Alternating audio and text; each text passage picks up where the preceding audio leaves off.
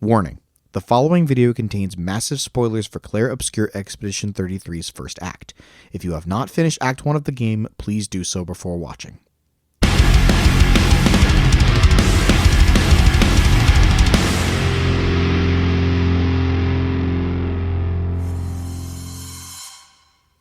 In the wide world of turn-based RPGs, there's no shortage of amazing games to be found. Whether it's classics like Chrono Trigger or Final Fantasy VII, or newer installments like Persona 5 or Sea of Stars, turn-based RPGs have proven time and time again that they aren't just a hardware limitation, they're something truly special.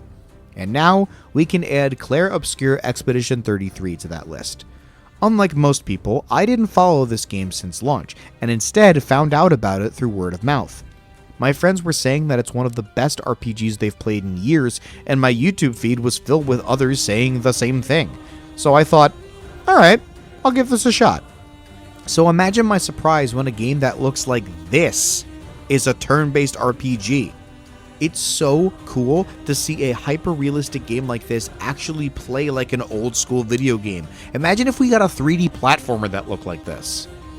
Now, I'm not against the direction Final Fantasy has been going in for the past few years, as I love action RPGs. Hell, I grew up with Kingdom Hearts and got into Final Fantasy because of it, so I'm totally okay with the Final Fantasy series adopting that formula. But Expedition 33 shows that not only is a new turn-based Final Fantasy game possible, but that it could also be really fucking good. If you've watched my Mario & Luigi video, you'd recall how I praised that game for giving the player the ability to dodge and counter enemy attacks, a mechanic that, to my knowledge, no other RPG has done before. Well, Expedition 33 seems to have taken a page from Mario & Luigi's book, as the ability to dodge and counter attack are here as well. Granted, the timing is a bit tighter than in the Mario & Luigi games, but that just makes it all the more satisfying to pull off. There's no better feeling than reading an enemy's attack and then BAM! God, that's awesome. But more about that later. For now, let's go over the basics. So, what is Clar Obscur Expedition 33 all about? The story takes place in a world where a deity, I think, known as the Paintress, paints a large number on a stone canvas. When she changes the number, if that number is your age, you die. This event is known as the Gamage. We start our story in a town called Lumiere, where we are introduced to our main protagonist, a man named Gustave, voiced by Daredevil himself, Charlie Cox. We are also introduced to his kid sister, no relation, named Maëlle. We learn that today is the day of the Gamage, and anyone who is 33 will die by sundown. One such 33-year-old is Gustave's former lover, Sophie, and while they may not be a thing anymore, there's still some love between the two. After a day in town, they head down to the harbor to say their final goodbyes when the Gamage occurs. And while we may have not spent that much time with Sophie, it still doesn't make her death any less tragic and impactful. It makes you understand how big of a deal this is. You feel the pain and sorrow and sadness that everyone goes through having to say goodbye to their friends and family on the day of the Gamage. You understand right from the get-go, the Gamage sucks. Later that night, Gustave heads to meet up with others who are preparing to go on an expedition. These occur every year in an attempt to travel to the Paintress and take her down so another Gamage never happens. Gustave, Maëlle, and hundreds of others depart from Lumiere and set off on their expedition. Expedition 33. You get it? It's the title of the game. It's called Expedition 33, and it's the number of the expedition. Anyway, they reach the shoreline where they are approached by a strange sight. An old man. Couldn't be younger than 50. But how did he survive the Gamage? Well, before we get an answer, he mercilessly slaughters the entire expedition. Gustave awakes hours later to find that all of his comrades are dead. Unable to deal with the stress, Gustave attempts to take his own life, but is rescued by Lune, another survivor of Expedition 33. Lune gives Gustave a companion, a great ally in battle, and most importantly, hope. Hope that there could be other survivors. Maybe Maëlle is still alive too. So the two set off to search.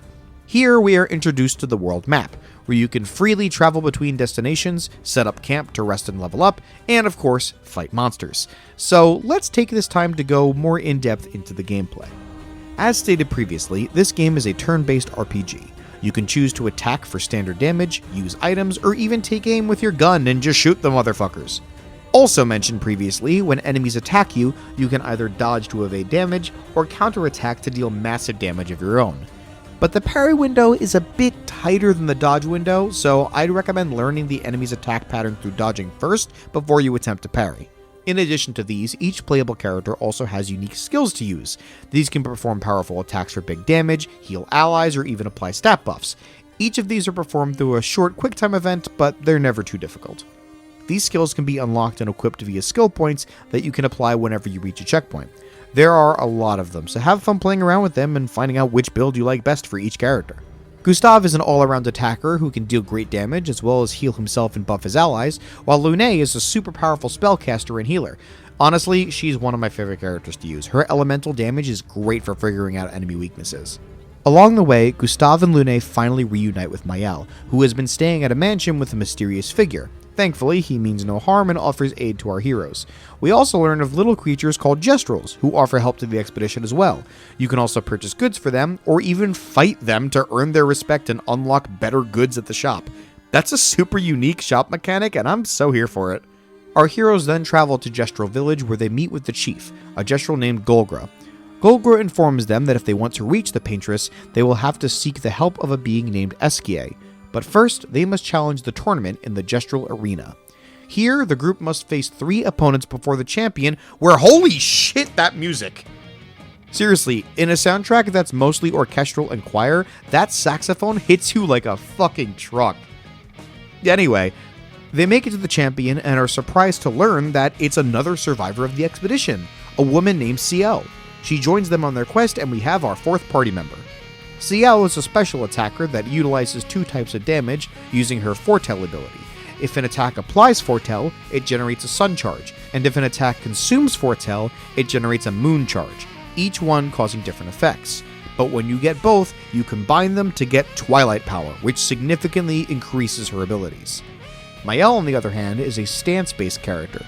She can change her stance to alter her abilities, offensive, defensive, etc. Changing her stances can change the tide of battle, so be sure to use these to your advantage. With the party up 1 member, the group travels to meet Esquier. But along the way, Mael has a vision of not only the old man who slaughtered everyone, who, by the way, is voiced by Andy Serkis, as in Lord of the Rings Gollum Andy Serkis. Yeah, that's really fucking cool. But also a mysterious masked woman as well. They warn her that she'll ruin everything, but the others comfort her and tell her that everything will be okay. The group eventually finds Esquier, and he is a huge, eccentric goofball, and yeah, of course I love him. He's amazing. He tells them that in order to cross the sea to reach the Paintress, he needs help from his friend Flory, who is a rock. So the group travels to find this rock named Flory. They scale a cliff and fight a lamp-wielding monster to finally retrieve Flory. They give her to Esquier, and now he's able to swim. He tells everyone to hop on, and while Lune and Ciel jump immediately, Mael and Gustav hang back to throw a rock in the water. This has been a bonding pastime of theirs that we've seen them do multiple times throughout the game. But while Gustav looks for a good rock to throw, the old man appears and impales Gustav in the side. Mortally wounded, Gustav makes a final stand against the man to protect Mael. But in a shocking twist, he loses. Gustav, our main playable character, dies. The old man speaks a bunch of cryptic shit to Mael about family, and suddenly she's rescued by Clive Rossfield over here, a man named Verso. He tells Mael to run and has another cryptic conversation with the old man. Later at camp, Verso appears and tells the others that he was from the very first expedition, Expedition Zero. He says that at one point they just stopped aging and were able to survive the Gamage as a result. The old man is actually the expedition's leader, Renoir. He explains that Renoir believes that their immortality is a gift from the Paintress, so if they want to kill him and avenge Gustav, they have to kill the Paintress. Verso joins the group on their quest, and the expedition continues, closing Act 1. This was a wild plot twist. I don't think I've ever played a game where the main character just pivots like that after the first act. I was shocked. Still am. We've spent so much time with Gustav only to have him ripped away like that. It was a major blow to not only the cast of characters, but the player as well. How does Gustav's death affect the story going forward? Honestly, I have no idea. Yeah, this is a weird video where, unlike my other reviews, I've not actually finished this game yet. Act 1's ending left me with such a feeling of shock that I just had to talk about it. I'm very eager to see where the story goes from here and what Mael's true role is in all of this.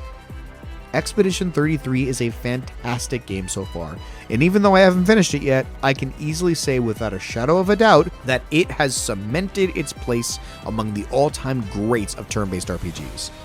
Where the story will take me next, only time will tell, but I'm fully invested and so excited to keep playing. In fact, I'm going to do that right now.